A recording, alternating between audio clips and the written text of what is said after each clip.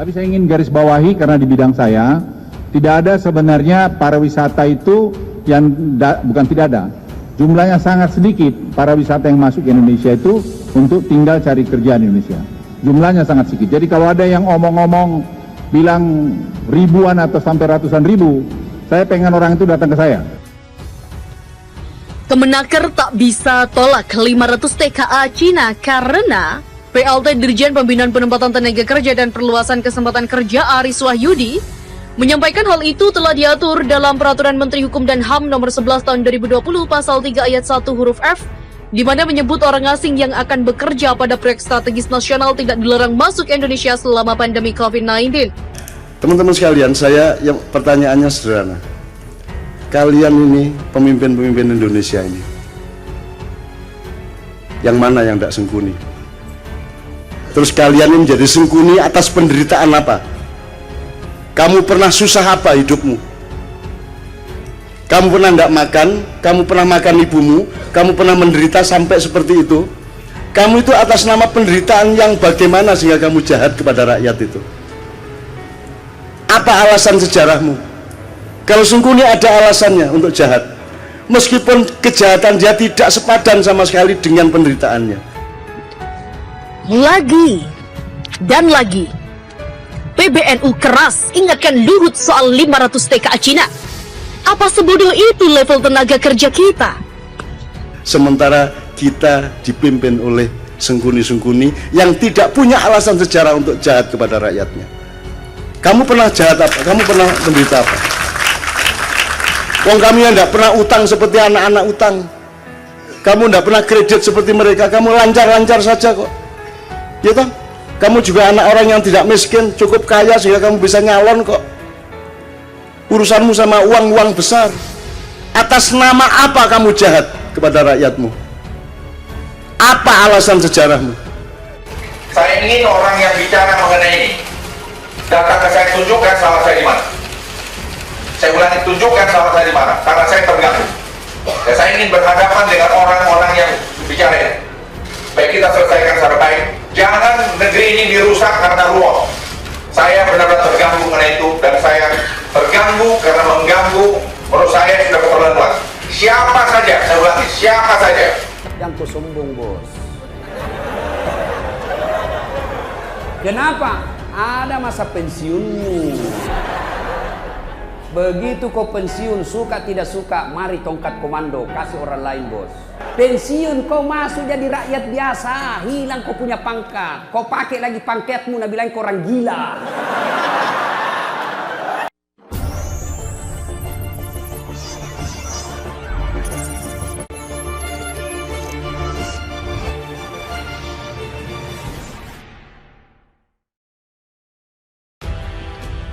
Lagi dan lagi, PBNU keras ingatkan Luhut soal 500 TKA Cina.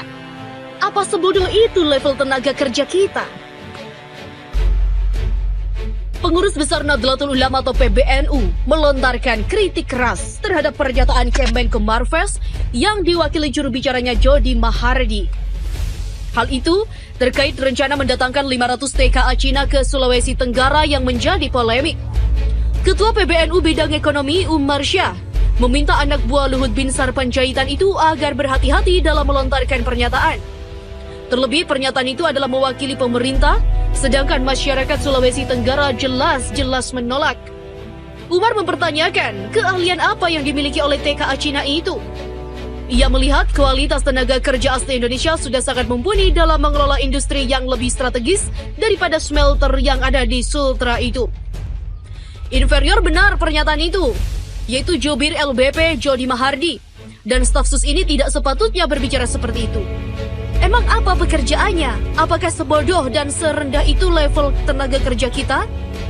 Demikian dikatakannya kepada Ermol. Menurutnya tenaga kerja Indonesia sudah mampu mengelola industri yang lebih strategis dan lebih complicated.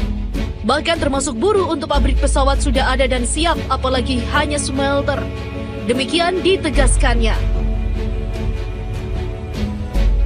Kemenaker tak bisa tolak 500 TKA Cina karena Pemerintah telah membatasi masyarakat Indonesia yang akan bepergian ke daerah dengan menetapkan larangan mudik untuk semua kalangan. Tetapi ternyata di Sulawesi Tenggara atau Sultra, dikabarkan telah memberi izin masuk sebanyak 500 tenaga kerja asing atau TKA asal Cina untuk bekerja di perusahaan PT Virtu Dragon Nickel Industry atau PDNI Kabupaten Konawe. Kementerian Ketenagakerjaan mengaku tidak bisa menolak kedatangan 500 TKA yang telah diajukan dua perusahaan nikel. PLT Dirjen Pembinaan Penempatan Tenaga Kerja dan Perluasan Kesempatan Kerja Aris Wahyudi menyampaikan hal itu telah diatur dalam Peraturan Menteri Hukum dan HAM nomor 11 tahun 2020 pasal 3 ayat 1 huruf F, di mana menyebut orang asing yang akan bekerja pada proyek strategis nasional tidak dilarang masuk Indonesia selama pandemi COVID-19. Aris menyebut, Kemenaker tidak serta-merta menutup mata terhadap urusan kesehatan di lingkungan industri Konawe dan masyarakat umum di daerah tersebut. Ia telah menyampaikan surat kepada Dinas Tenaga Kerja Sultra agar persetujuan izin kerja ratusan TKA asal Cina itu diikuti pelaksanaan protokol COVID-19. Kabar datangnya 500 TKA asal Cina ini juga ditanggapi oleh sejumlah politisi.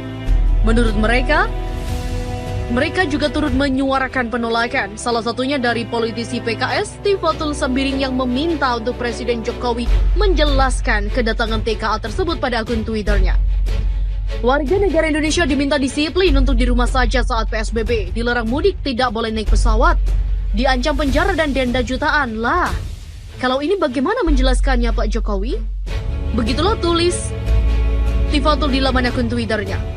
Politisi Partai Gerindra Fadlizon juga menyampaikan jika dirinya mendukung untuk menolak kedatangnya 500 TKA asal Cina ke Sultra, bahwa sungguh keterlaluan masih memasukkan TKA Cina di tengah pandemi COVID-19.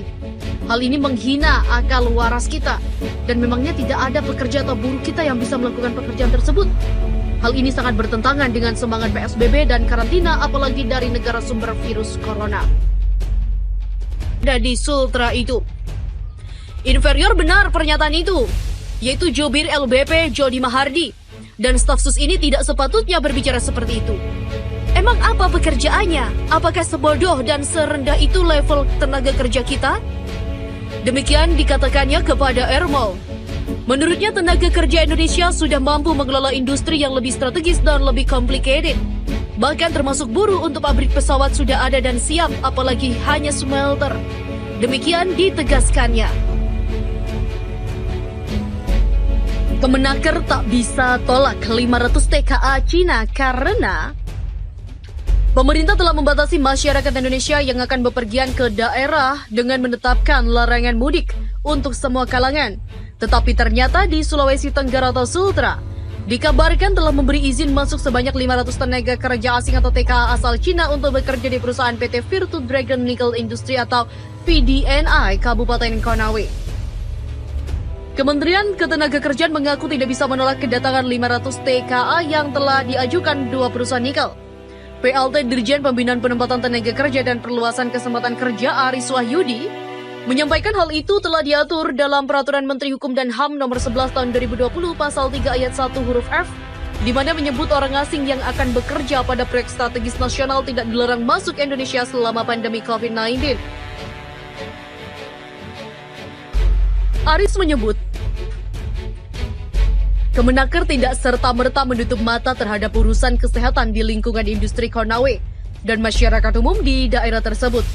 Ia telah menyampaikan surat kepada Dinas Tenaga Kerja Sultra agar persetujuan izin kerja ratusan TKA asal Cina itu diikuti pelaksanaan protokol COVID-19. Kabar datangnya 500 TKA asal Cina ini juga ditanggapi oleh sejumlah politisi. Menurut mereka juga turut menyuarakan penolakan, salah satunya dari politisi PKS Tifatul Sembiring yang meminta untuk Presiden Jokowi menjelaskan kedatangan TKA tersebut pada akun Twitternya. Warga negara Indonesia diminta disiplin untuk di rumah saja saat PSBB, dilarang mudik, tidak boleh naik pesawat, diancam penjara dan denda jutaan. Lah, kalau ini bagaimana menjelaskannya Pak Jokowi? Begitulah tulis Tifatul di laman akun Twitternya. Politisi Partai Gerindra Fadlizon juga menyampaikan jika dirinya mendukung untuk menolak kedatangnya 500 TKA asal Cina ke Sultra, bahwa sungguh keterlaluan masih memasukkan TKA Cina di tengah pandemi COVID-19. Hal ini menghina akal waras kita, dan memangnya tidak ada pekerja atau buruh kita yang bisa melakukan pekerjaan tersebut. Hal ini sangat bertentangan dengan semangat PSBB dan karantina, apalagi dari negara sumber virus corona.